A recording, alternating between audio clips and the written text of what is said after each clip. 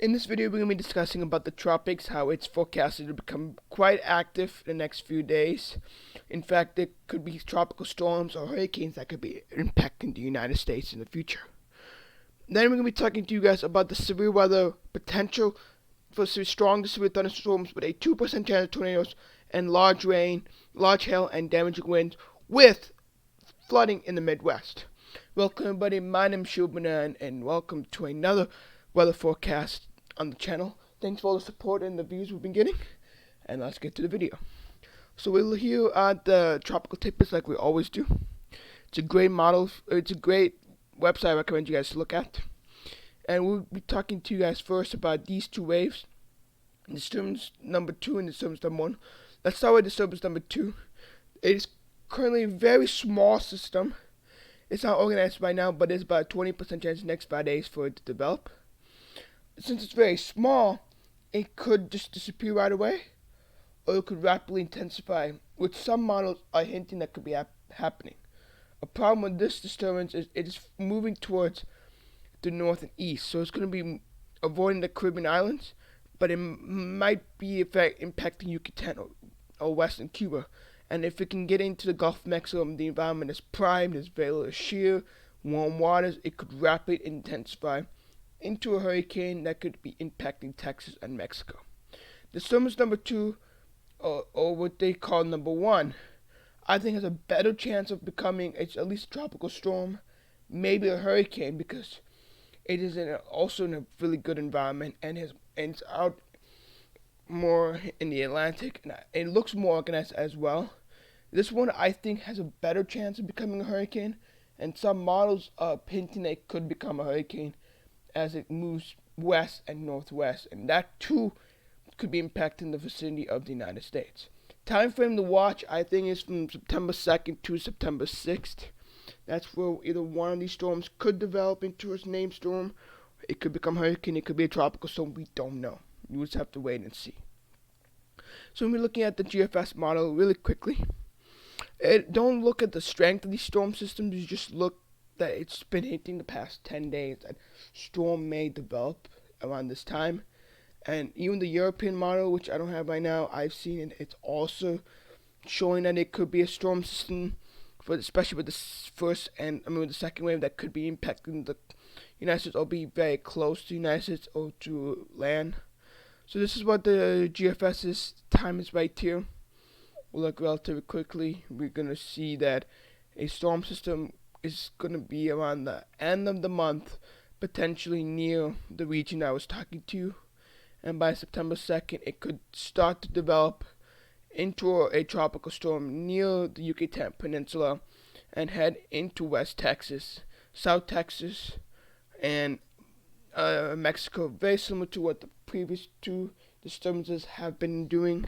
Don't look at the millibars, just knowing that it's a possibility that that wave could come into the same region and impact with strong winds, some flooding, but we just gotta wait and see. GFS has been very, very adamant about this. It's been showing for multiple runs something in the Texas coast that could be impacting anyone in the southeast out near the Gulf of Mexico. I would be on alert, not start to prepare, just be on alert that there's a disturbance that could impact you. I mean, it may not even form, which I think may not form, but just letting you guys know. Don't want to keep you guys good, just keep you guys on alert. And then the second wave, which is this wave right here, might be coming in. GFS is not showing much, but other model ones are showing that it could become something. But I think it will become something, and then as we keep going later on, we just don't know as we move on and end the next week. So now we're going to look at the icon model very quickly to see what they're showing you in the tropics. Again, we're going to be looking on the September 5th time frame. You can see, it's not, don't look at the storms, I'm just looking at, are there chances for storms? Icon doesn't show much for the first one. It shows something like a potential hurricane that could develop. It's going to move very slowly.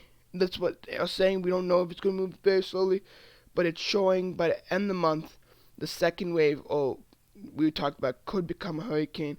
And then there's a third wave, which I think could also become a thing to to be at least alert on. Is it's currently on Africa. It's about to get off the coast of Africa.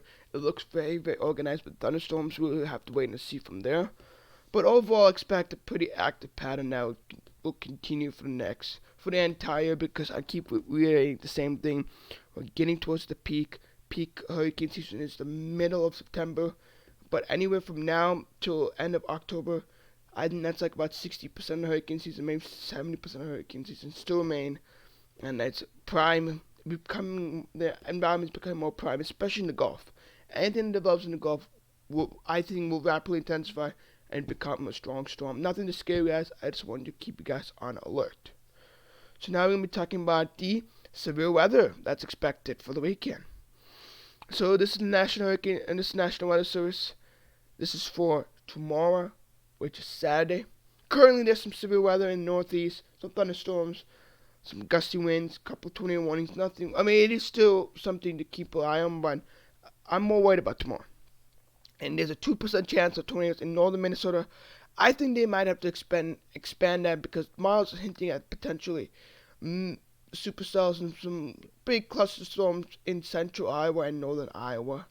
And I think there might be a slight risk, but we'll have to see for tomorrow. So we're here again. We're going to be looking now at the NAM 12 3 kilometer. We'll be looking at the north central region. Overall, this will give some beneficial rain and some heavy rain for Iowa, Minnesota, and southwest Wisconsin. I would have been chasing this with Zach, but unfortunately, I'm leaving on Sunday, so to college. So let's show you guys this. This is what they're showing. The cold front is farther back. Some strong thunderstorms maybe developing on later this evening in western Iowa. I don't think it's gonna be this intense. I mean, the NAM 3 kilometer is known for, in my opinion, overplaying the storms, making it look like it's worse than expected. But I think there will be some opportunities for some storms in that region later on this evening and afternoon. But as it develops, it's going to weaken because there's not enough instability and shear for it to strengthen.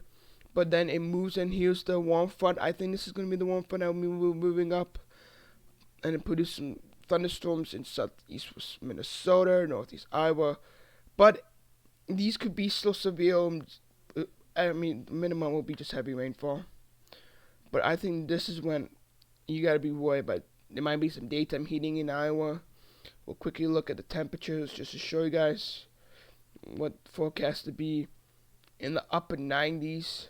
High dew points too, so I expect that there might be some daytime heating which could cause some thunderstorms to develop. And this model one is showing it's going to explode around 6 p.m., 7 p.m.